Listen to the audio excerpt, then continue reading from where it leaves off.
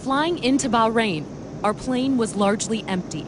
You definitely know you're heading into an area of unrest when you are one of the only people on the plane headed to that country. On the streets, we discovered an eerie silence. Almost no tourists in the hotels. A strict curfew and military checkpoints. No signs of protests, but we were to find out that the unrest here has not ended. It's just been silenced.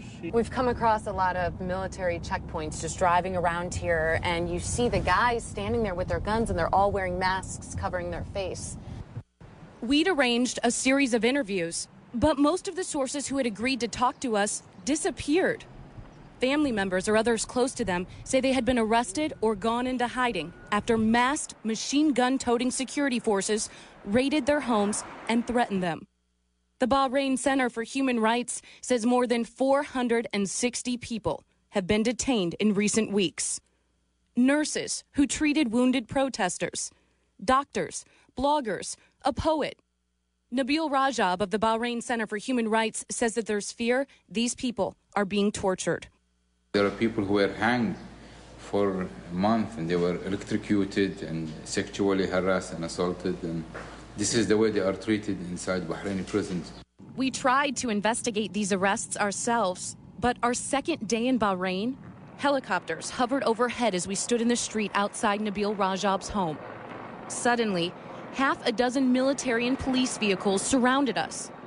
About 20 men in black ski masks, some wearing civilian clothing, pointed machine guns at us.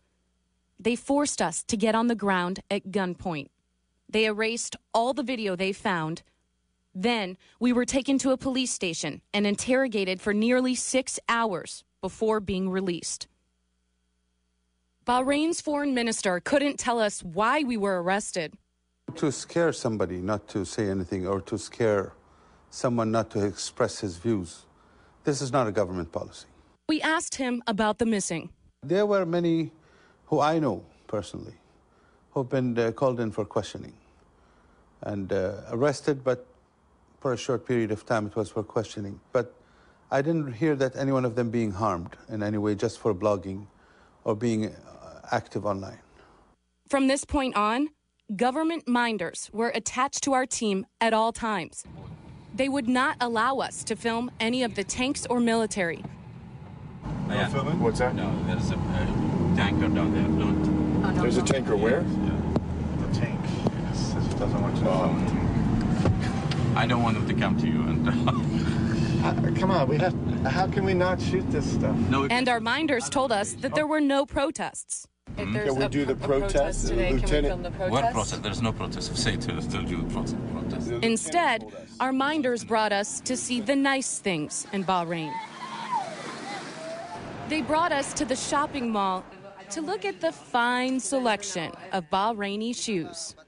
Meanwhile, while we were being minded, human rights workers told us security forces continued to raid homes late at night, taking the opposition away one by one at gunpoint.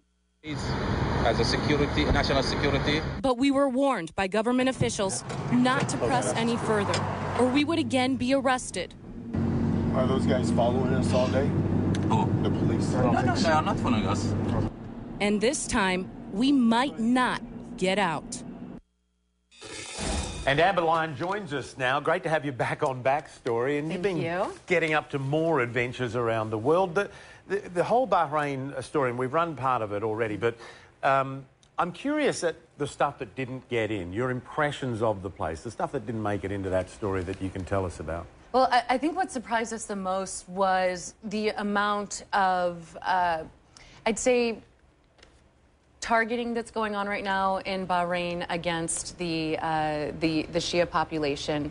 People we spoke with feel like they are being targeted by the military, and they're trying to instill a culture of fear in them, and literally plucking out the opposition one by one, going through these houses, arresting people late at night, masked men, and and taking them away to prisons without giving them any type of explanation as to why they're being detained. And even taking them out of hospitals. I mean, that's one extraordinary claim, isn't it? They go in, find an injured protester and take them away. Human rights groups are saying that they are taking them out of the most popular hospitals in Bahrain, and we were able to venture into some of the villages where there's a culture of fear of going to the hospital, and people in this village are treating bullet wounds on their own because they'd rather do that than enter one of these hospitals because they're so scared they're going to get arrested. And your thoughts, your feelings as you reported this about some of those you were reporting on. I mean, you and I were chatting before this about the doctors and the risks that some of these people are taking.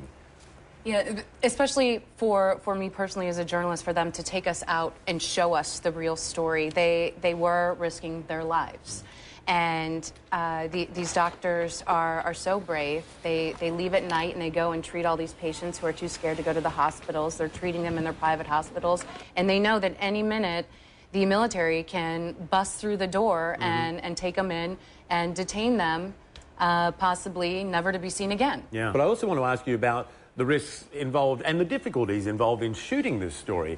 It's not like popping down the road with a camera crew and knocking off a story for the evening news, is it? No, it's not. And we had to keep our cameras hidden when we were heading into some of these villages because we knew the government did not want us in there.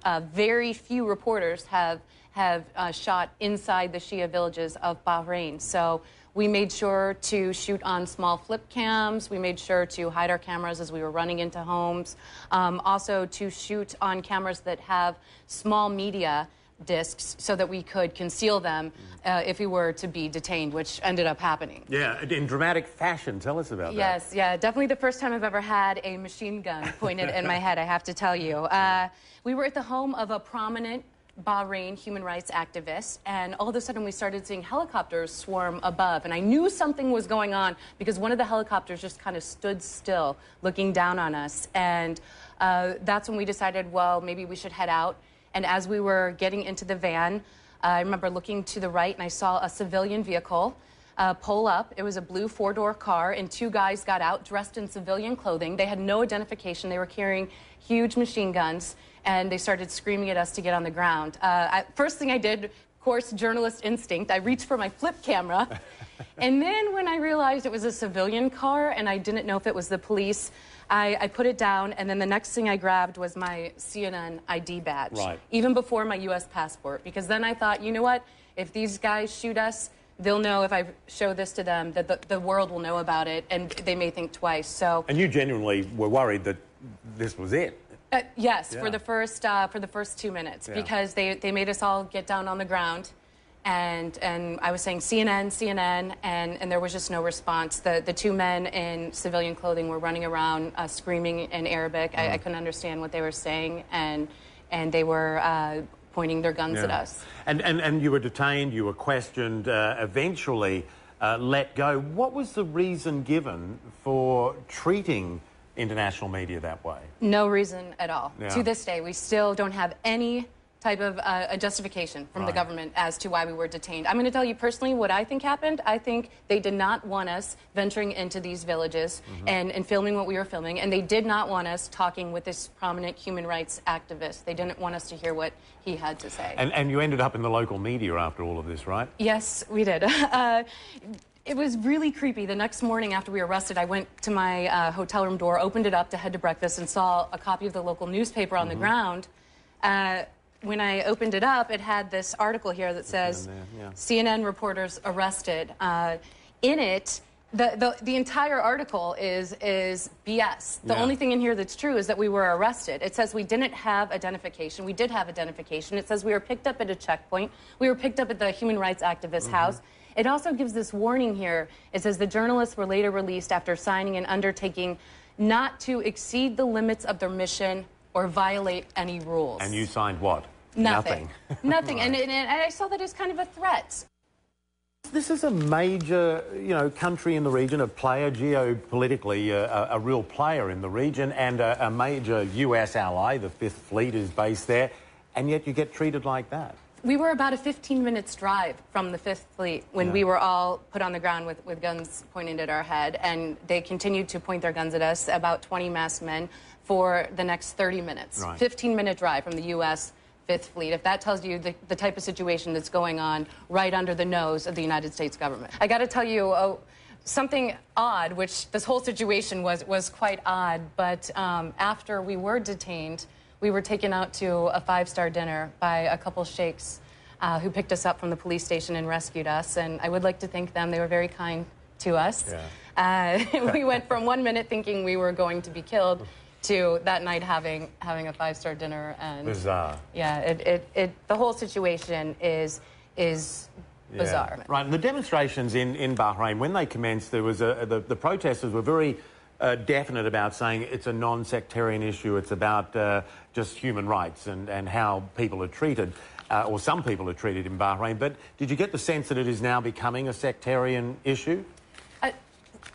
It depends. If you talk to one side of the issue, the more extreme side, right, they are definitely very sectarian. Some of them are even allegedly being supported by Iran. Mm-hmm. But when you talk to the moderate side, and that's the majority of the protesters, they say that this doesn't have anything to do with being a Shia or Sunni. Yeah. It has to do with human rights. That being said, the more that this issue is ignored, the more we're seeing more and more people look towards the help of countries like Iran, because they're desperate. They're being corralled into their villages, constantly hit with tear gas, bird shot into the villages, and they really, there's a feeling of helplessness going on there right now. Did they tell you that they feel that it's off the front pages, they've been forgotten, the West is ignoring it?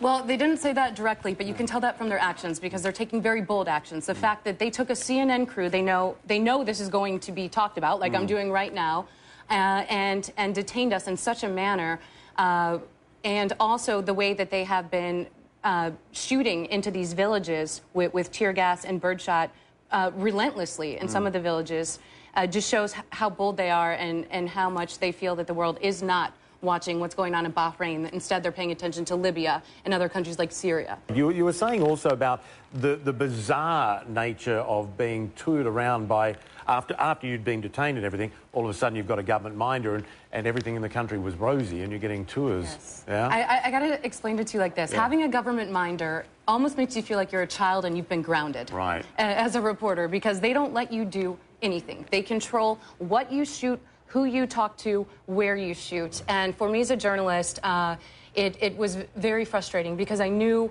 I had seen what was going on in the country, yet we were taken to shopping malls to film. We were given people to talk to who they wanted us to talk to, who had one viewpoint. And we were not allowed to tell the real side of the story of what's going on in Bahrain. And unfortunately, the media that's there now is being minded, and the real story is not being told. And that's a story of a people who are suffering right now and living in a culture of fear that masked men are going to storm in their house and arrest them late at night, which has already happened to 460 people in the past 3 weeks.